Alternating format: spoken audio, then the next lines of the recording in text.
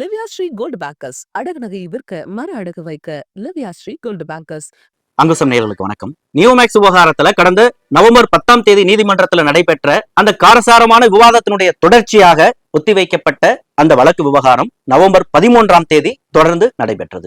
அன்றைய விவாதத்துல முந்தைய விவாதம் போல அந்த புதிய எஃப்ஐஆர் குறித்தும் அந்த கைது நடவடிக்கைகள் குறித்தும் விவாதிக்கப்படும் அப்படின்னு ஒரு எதிர்பார்ப்போட இருந்த நிலையில எதிர்பாராத விதமாக மதுரையில தாக்கல் செய்யப்பட்ட அந்த வழக்கினுடைய பிரதிகள் நீதியரசர் பரத சக்கரவர்த்தியினுடைய அமர்வு முன்பாக வந்து சேராத காரணத்தினால அது அடுத்த வாய்தாவுக்கு தள்ளி வைக்கப்பட்டிருக்கு. நம்மளுடைய இந்த அங்குசம் அறம் சேனலுக்கு முதல் முறையாக பார்வையாளரா நீங்க வந்திருந்தீங்க அப்படின்னு சொன்னா முதல்ல அங்குசம் அறம் சேனலை சப்ஸ்கிரைப் பண்ணுங்க, அந்த பெல் ஐக்கானை கிளிக் பண்ணிருங்க.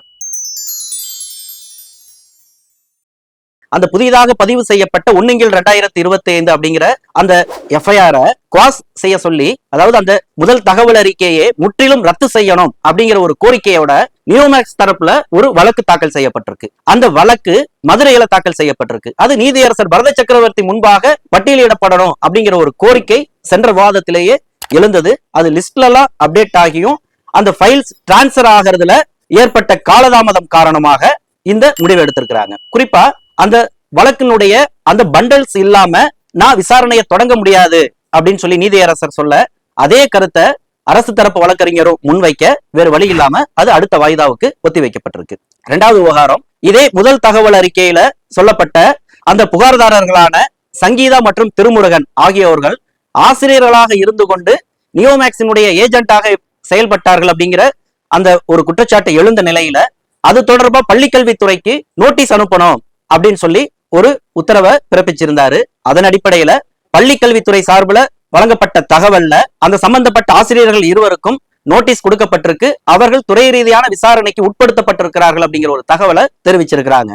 இதனை தொடர்ந்து பேசின நீதியரசர் பரத சக்கரவர்த்தி இந்த நியோமேக்ஸ் விவகாரத்துல இந்த சங்கீதா திருமுருகனை போல இன்னும் எத்தனை ஆசிரியர்கள் ஏஜென்ட்டுகளாக இருந்திருக்கிறாங்க, அந்த லிஸ்ட்டை நீங்க எடுங்க அப்படின்னு சொல்லி அரசு வழக்கறிஞருக்கு அவர் சொல்லியிருந்தாரு.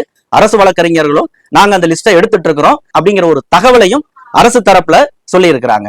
இதனுடைய தொடர்ச்சியா அப்ப அந்த விதத்துல சங்கீதா மற்றும் திருமுருகனை போல இன்னும் எத்தனை ஆசிரியர்கள் இந்த நியோமேக்ஸ் நிறுவனத்துல ஏஜென்ட்டுகளாக இயங்கினார்கள் அப்படிங்கிற முழு பட்டியலையும் எடுக்கணும், அவர்கள் மீதும் துறை ரீதியான விசாரணைக்கு உத்தரவிடணும் அப்படிங்கிற ஒரு கருத்தை நீதியரசர் பரத சக்கரவர்த்தி முன் வச்சிருக்கிறாங்க. ரொம்ப முக்கியமா அரசாங்க சம்பளம் வாங்கிக்கிட்டு இது போல ஒரு ஃபுல் டைம் ஜாப நியோமேக்ஸ் நிறுவனத்திற்காக இவர்கள் ஏஜென்ட்டுகளாக இயங்கிட்டு இருக்கிறாங்க அப்படிங்கிற ஒரு கருத்தையும் முன் வச்சிருக்காரு. இது ஆசிரியர்கள் அப்படிங்கிற வரம்போட மட்டும் இது நின்றுவிடக் கூடாது.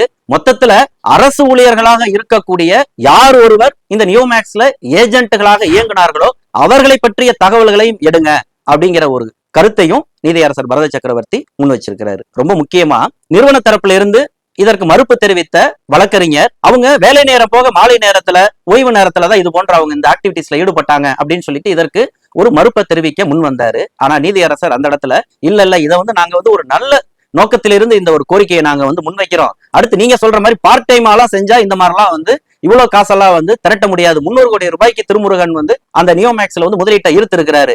யார் ஒருத்தவங்களும் அவ்வளவு காசை ஈஸியா முதலீடு பண்ண முன் வருவாங்களான்னா முன் வர மாட்டாங்க. அவர்களை எந்த அளவுக்கு கன்வின்ஸ் பண்ணணும், அதுக்காக எவ்வளவு உழைக்கணும். அப்ப 300 கோடி ரூபாய் அவர் வசூலிக்கிறதுக்காக அவர் எத்தனை மணி நேரங்களை அவர் செலவு செய்திருப்பாரு அப்படிங்கிற ஒரு கேள்வியை அந்த இடத்துல அவர் நீதியரசர் பரத சக்கரவர்த்தி முன் வச்சிருக்கிறாங்க. இன்னும் சொல்ல போனா உங்களுக்கு கவர்மெண்ட்ல சம்பளம் கொடுக்கறத விட நியோமேக்ஸ்ல உங்களுக்கு நல்ல லாபம் இருக்குது அப்படின்னு சொன்னா பேசாம கவர்மெண்ட் ஜாபை ரிசைன் பண்ணிட்டு நியோமேக்ஸ்ல நீங்க ஏஜென்ட்டா போயிருங்களே, அதுக்கு யாரும் ஆட்சேபனை சொல்லலையே அப்படிங்கிற ஒரு கருத்தையும் முக்கியமா அந்த இடத்துல பதிவு செய்திருக்கிறாரு.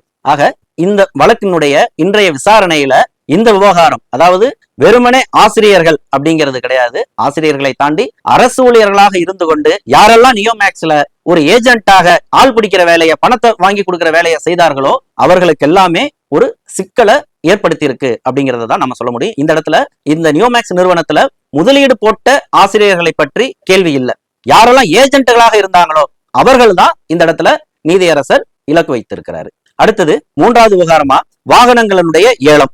ஏற்கனவே பேசியபடி இந்த வாகனங்களை ஏலம் விடுறதுல யாரெல்லாம் ஆட்சேபனைகள் செய்திருந்தார்களோ அவர்களுடைய அந்த வாகனங்களை எல்லாத்தையும் ஒதுக்கி வைத்து விட்டு மற்ற வாகனங்களுக்கு அதிகபட்ச விலை யார் கேட்டிருந்தாங்களோ அதன்படி வழங்க அவர் உத்தரவு பிறப்பிச்சிருக்கிறாரு. அதே போல நகையை பொறுத்த வரைக்கும் தங்கம் வெள்ளி இரண்டுக்கும் தனித்தனியாக அந்த ஏல அறிவிப்புங்கிறது வெளியானது. இதற்கு 15 லட்சமும் வெள்ளிக்கு முன்தொகையும் கட்டணும் அப்படிங்கிற அறிவிப்பும் வெளியாகி இருந்தது. அதன் அடிப்படையில இந்த ஏலம் தொடங்கும் போது நகையினுடைய அளவு ஒன்றாக இருந்தது. அதற்கப்புறம் நிறைய பேர் ஆட்சேபனை தெரிவித்ததை அடுத்து தங்கத்தினுடைய அளவு அப்படிங்கிறதும் ஒரு 750 கிராம் அப்படிங்கிற அளவுக்கு குறைந்து இருக்குது. அப்ப இந்த பின்னணியில தான் அப்ப இந்த ஏல தொகையில மாற்றம் எதுவும் செய்ய வேண்டியது இருக்கா, இன்னைக்கு தங்கத்துல ஏற்ற இறக்கங்கள் இருக்கு அப்படிங்கிற ஒரு வாதங்களும் வந்தது.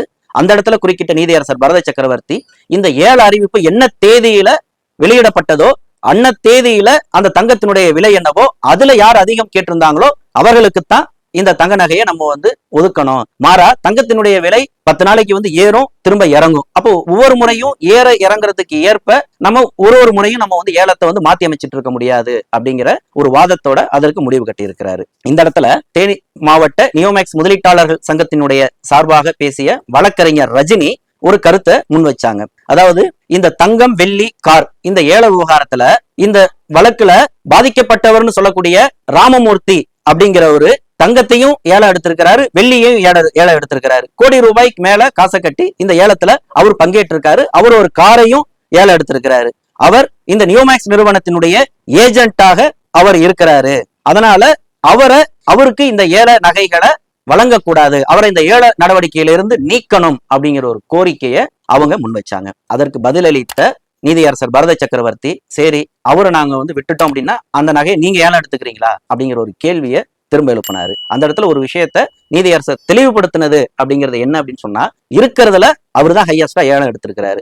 அவரை நம்ம ஒதுக்கிட்டோம் அப்படின்னு சொன்னா அதற்கு அடுத்த ஏலத்தொகை 15 லட்சம் வித்தியாசப்படுது. அப்ப 15 லட்சம் கம்மியா இன்னொருத்தருக்கு நம்ம கொடுக்கறதா, அது சரியில்லை அப்படிங்கிறத அவர் சொல்லிட்டாரு. அடுத்தது இது ஒரு பொது ஏலம், யார் வேணாலும் பங்கேற்கலாம். அவங்க ஏஜென்ட்டா இருக்கலாம் அல்லது நியோமேக்ஸ் நிறுவனமே செட்டப் செய்த ஆட்களா கூட இருக்கலாம். இன்னும் சொல்ல போனா இந்த வழக்குல குற்றம் சாட்டப்பட்ட அக்யூஸ்டா கூட இருக்கலாம். யாரா வேணா இருந்துட்டு போட்டு அதை பத்தி நமக்கு என்ன கவலை, நம்ம கைவசம் இருக்கக்கூடிய நகையை அன்னைய மார்க்கெட் விலையில எது அதிகமோ அதை நம்ம ஏலத்துக்கு விட்டு நம்ம இந்த நடைமுறையை செய்யறோம். இதுல உங்களுக்கு என்ன சிக்கல் அப்படிங்கிற ஒரு கேள்வியை தான் நீதியரசர் பரத சக்கரவர்த்தி அந்த இடத்துல முன் வச்சாரு. அந்த இடத்துல குறுக்கிட்ட அரசு வழக்கறிஞர், இந்த ஏலத்துல பங்கேற்ற 20 பேர் இதே வளாகத்துலதான் இருக்கிறாங்க, அது எல்லாருக்குமே தெரியும், இதெல்லாம் என்ன சொல்ல முடியும் அப்படிங்கிற ஒரு கேள்வியையும் அவர் எழுப்பியிருந்தாரு.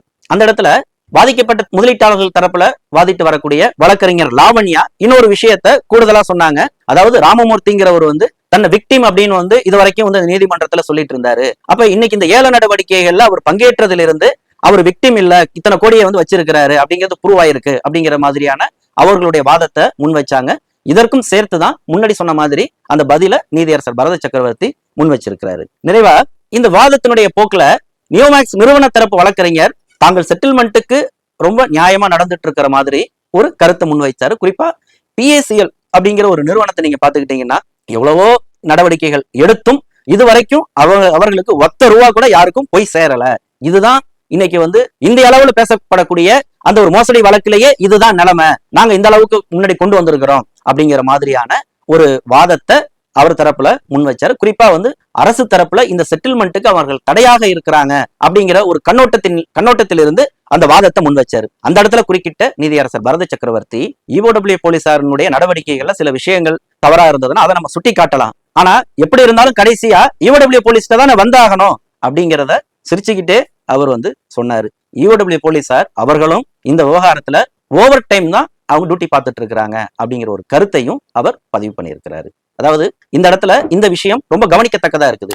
ஏன்னு சொன்னா நாம் தொடர்ந்து சொல்லிக் கொண்டு இருக்கிற ஒரு விஷயம், இந்த வழக்கு விவகாரத்துல EOW போலீசார்கிட்டயோ அல்லது நீதிமன்றத்தினுடைய அணுகுமுறையிலேயோ எந்த ஒரு குறைபாடோ அல்லது சிக்கல்களோ இருந்தாலோ அது சரி செய்து கொள்ளக்கூடிய வகையிலானது. அதற்கான வாய்ப்புகள் பாதிக்கப்பட்ட முதலீட்டாளர்களுக்கு இருக்கு. அதற்கு தான் அவர்கள் வழக்கறிஞர்களை நியமித்திருக்கிறாங்க.